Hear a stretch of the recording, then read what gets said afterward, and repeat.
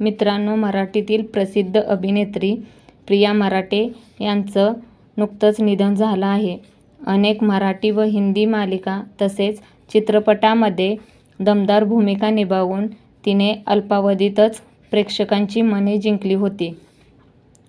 तिनं वयाच्या केवळ 38व्या वर्षी अखेरचा श्वास घेतला.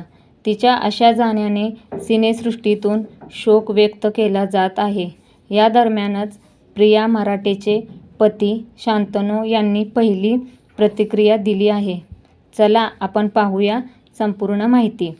मित्रांनो, प्रियाचं 31 ऑगस्ट रोजी सकाळी 4च्या सुमारास कर्करोगाने निधन झालं. त्यानंतर शांतनू मोघे यांनी याबद्दलचं पहिलंच वक्तव्य केलं आहे. शांतनू म्हणाले, प्रिया ही सकाळी 4च्या सुमारास देवाघरी गेली. ती आता आपल्यात नाही. हे वाक्य ऐकतानाच खूप वाईट वाटतंय. गेल्या 2.5 वर्षापासून ती कर्करोगाशी झुंज देत होती. यामध्ये तिला मध्येच थोडं बरं देखील वाटू लागलं होतं. मध्ये मध्ये आम्ही परदेशात फिरायला देखील जायचो. यावर्षी देखील आम्ही फिरायला गेलो होतो. पण दुर्दैवाने ती आमची शेवटची ट्रिप ठरली, असं शांतनू यांनी वक्तव्य केलेलं आहे. प्रियाच्या अशा जाण्याने शांतनू यांना मोठा धक्का बसला आहे. परमेश्वर त्यांना या दुःखातून सावरण्याची शक्ती देवो.